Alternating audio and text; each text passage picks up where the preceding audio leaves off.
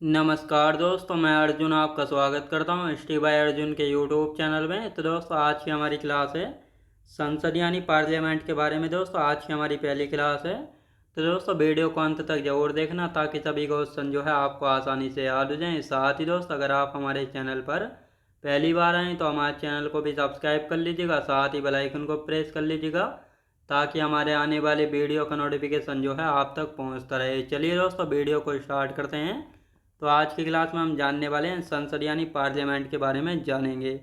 तो यहाँ पे आप सब लोग हेडिंग डाल लेंगे संसद यानी पार्लियामेंट।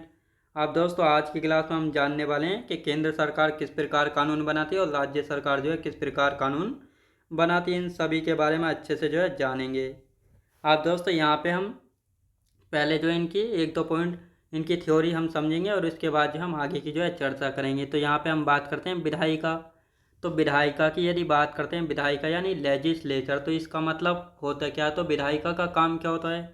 तो विधायिका जो है कानून बनाने वाली संस्था होती है। यानी विधायिका यानी लेजिस्लेचर जो है ये क्या है? तो ये जो है कानून बनाने की एक संस्था होती है। इसको दो भागों में बांट कर पढ़ते हैं, यानी केंद्रीय विधायिका जो कि केंद्र या देश का कानून बनाने वाली संस्था है, जिसका अन्य नाम संसद या पार्लियामेंट होता है। और दूसरा है राज्य विधायिका, मतलब राज्य का कानून बनाने वाली संस्था होती है।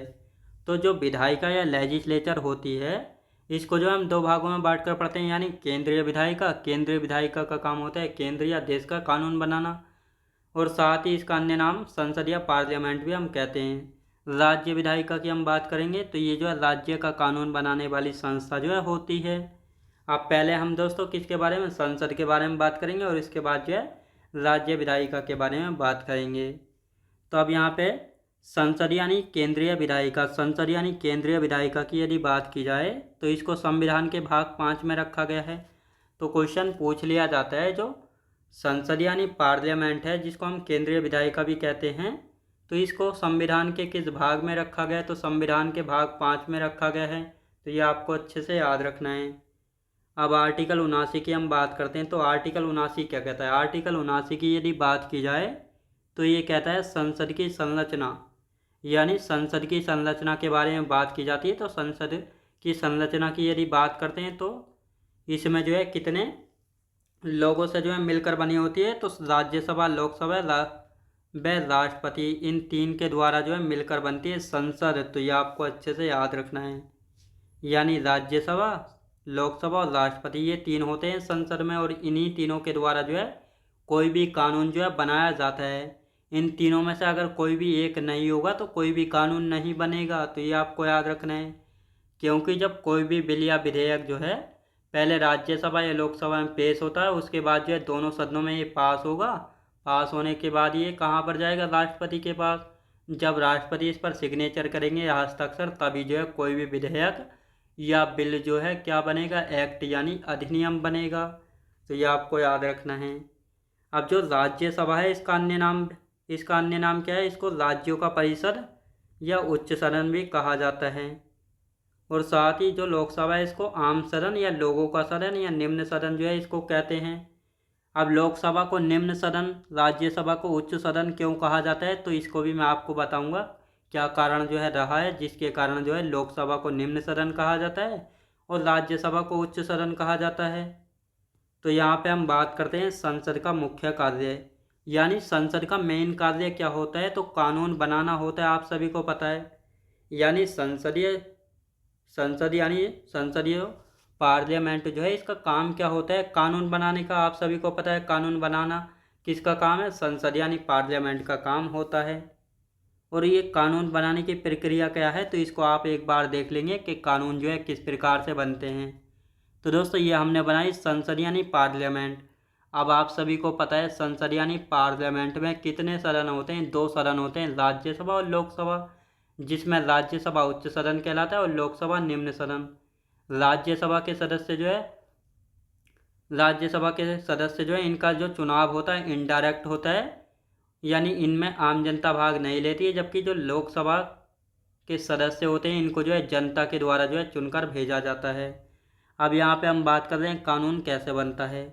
तो कोई भी जब कानून या बनेगा तो उसके लिए जो है पहले बिल या विधेयक जो है पेश किया जाता है। तो इस प्रकार जो है दोस्तों ये कोई बिल या विधेयक है जिस पर जो है कुछ नियम लिखे हुए हैं।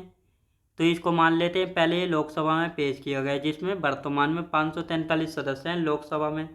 अब ये लोकसभा से पास हो गया, यानी लोकसभा के सदस्यों ने जो है इस पर सहमति जाहिर की। जब लोकसभा से पास हो जाएगा कोई बिल या विधेयक, तो इसके बाद जाएगा राज्यसभा में, जबकि राज्यसभा में वर्तमान में 245 सदस्य हैं। अब लोकसभा और राज्यसभा से ये बिल पास हो गया। बिल पास होने के बाद कहाँ पर जाएगा, ये राष्ट्रपति यानी प्रेसिडेंट के पास जाता है। इस पर प्रेसिडेंट हस्ताक्षर यानी सिग्नेचर करेंगे, तभी जो है ये एक्ट यानी अधिनियम बनेगा। तो ये आपको याद रखना है, क्योंकि कानून बनाने में लोकसभा, राज्यसभा और राष्ट्रपति जो है महत्वपूर्ण भूमिका निभाते हैं। जब ये तीनों होंगे जभी जो है कोई भी कानून जो है बनेगा। तो ये आपको समझ आया होगा कानून किस प्रकार बनता है। अब यहाँ पे हम बात करें राज्यसभा को उच्च सदन एवं लोकसभा को निम्न सदन क्यों कहते हैं। तो राज्यसभा को निम्न सदन, राज्यसभा को निम्न नहीं, उच्च सदन और लोकसभा को निम्न सदन कहते हैं। अब क्यों कहते हैं, इनका रीज़न मैं आपको बताता हूँ क्यों कहते हैं। तो दोस्तों यहाँ पे हम बात करते हैं, ये है ब्रिटेन की संसद।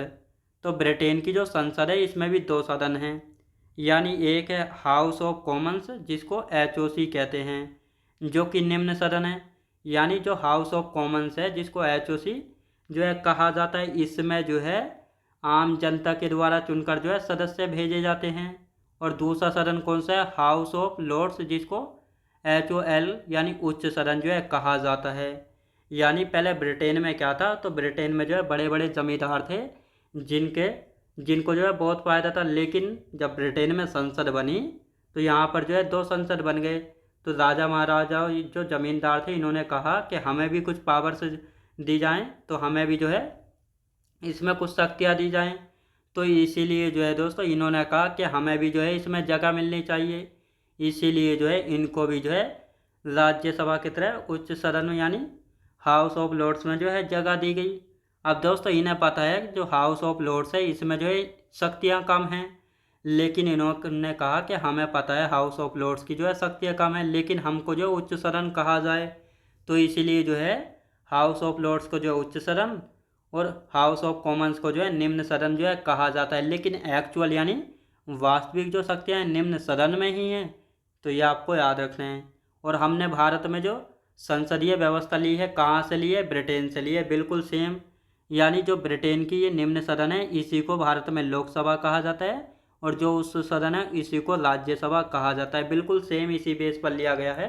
तो ये आपको समझ आया होगा किस बेस पर जो है ये कहा जाता है। तो ये आपको अच्छे से यहाँ पे समझ आया होगा भारत की संसद और ब्रिटेन की। तो भारत में जो संसदीय प्रणाली है कहाँ से, ब्रिटेन की संसद के अनुसार जो है ली गई है। तो ये आपको याद रखना। अभी आपको अच्छे से क्लियर हो गया होगा कि इसको निम्न सदन और उच्च सदन जो है क्यों कहा जाता है।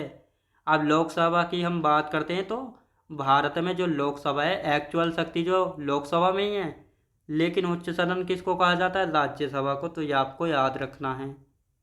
अब दोस्तों आगे की यहाँ पे बात कर लेते हैं, आर्टिकल 85 क्या कहता है। तो आर्टिकल 85 यानी अनुच्छेद 85 की बात करते हैं। तो ये कहता है संसद के 2 सत्रों के बीच 6 माह से ज़्यादा का अंतर नहीं होना चाहिए। एक साल में 2 सत्र यानी सेशन होने चाहिए, लेकिन परंपरा के तहत एक साल में संसद के 3 सत्र होते हैं, यानी बजट सत्र, मानसून सत्र, शीतकालीन सत्र। साथ ही सत्र की शुरुआत राष्ट्रपति के द्वारा संसद के सत्र की शुरुआत करना, सत्रावसान राष्ट्रपति के द्वारा संसद के सत्र को समाप्त किया जाता है। तो अब इनको एक एक पॉइंट करके अब हम समझते हैं ये है क्या। तो आर्टिकल 85 कहता है दोस्तों संसद यानी पार्लियामेंट। तो संसद यानी पार्लियामेंट की जो है 2 सत्रों के बीच कम से कम 6 माह का गैप जो है होना चाहिए, इससे ज़्यादा का नहीं होना चाहिए। यानी संविधान में लिखा है जो पार्लियामेंट की जो बैठकें होती हैं एक साल में 2 बैठकें होनी चाहिए, और इनके बीच जो है 6 माह का अंतर होना चाहिए, इससे ज़्यादा का अंतर जो है नहीं होना चाहिए। यानी एक साल में जो है 2 सेशन यानी 2 बैठकें होनी चाहिए पार्लियामेंट की। लेकिन परंपरा के अनुसार देखा जाए तो भारत में कितनी बैठकें होती हैं संसद की, 3 बैठकें होती हैं। कौन कौन सी, बजट सेशन चलता है, मानसून सत्र चलता है और शीतकालीन सत्र चलता है। अब ये कब कब चलते हैं तो ये भी आपको पता होना चाहिए, लेकिन इनकी दोस्तों कोई डेट फिक्स नहीं है कि इसी तारीख से जो है शुरू होता है। तो ये फरवरी से मई तक जो है होता है बजट सत्र। मानसून सत्र की बात की जाए तो ये जुलाई से सितंबर तक होता है मानसून सत्र। तीसरा होता है शीतकालीन सत्र, जो कि नवंबर से दिसंबर इनके बीच में जो है शीतकालीन सत्र जो है चलता है। तो दोस्तों इनकी जो है कोई फिक्स डेट नहीं है कि शीतकालीन इतने तारीख से जो है इतने तक जो है चलेगा। तो ये 3 सत्र जो है चलते हैं। सत्र का मतलब होता है कि पार्लियामेंट यानी संसद की जो है 3 बैठकें होती हैं, यानी 3 बार जो है राज्यसभा और लोकसभा जो है संसद में बैठती हैं, तो उसी को जो है क्या कहा जाता है, सत्र जो है कहा जाता है। और ये 3 बैठकें बजट सत्र के रूप में, मानसून सत्र और शीतकालीन सत्र के रूप में जो है बैठती हैं, तो ये आपको याद रखना है। अब सत्र की शुरुआत क्या होती है तो इसको भी जान लेते हैं। सत्र की शुरुआत यानी राष्ट्रपति के द्वारा संसद के सत्र की शुरुआत करना। तो दोस्तों मान लेते हैं बजट सत्र शुरू होता है, मान लेते हैं 1 फरवरी को ये शुरू हो रहा है, तो इसकी शुरुआत कौन कराएंगे, राष्ट्रपति कराएंगे। अब सत्रावसान का मतलब होता है यानी ख़त्म करना, सत्रावसान का मतलब होता है ख़त्म करना। यानी बजट सत्र मान लिया हमने 1 फरवरी को स्टार्ट किया, राष्ट्रपति के द्वारा स्टार्ट हुआ, और इसके बाद जो है 31 मई को ये समाप्त होता है। तो इसका समापन कौन करेंगे, या सत्रावसान शुरू करना और समापन करना ये राष्ट्रपति के ही हाथों में है, तो ये आपको याद रखना है। तो राष्ट्रपति के द्वारा संसद के सत्र को समाप्त किया जाता है और शुरुआत भी इन्हीं के द्वारा की जाती है। तो ये थी आज की क्लास, जिसमें हमने पार्लियामेंट के बारे में अच्छे से जाना था, किस प्रकार कानून जो है बनते हैं, लोकसभा और राज्यसभा में क्या अंतर है, तो ये आप सभी को पता लगा होगा अच्छे से। अब इससे आगे का हम कल की क्लास में जो है कंटिन्यू करेंगे।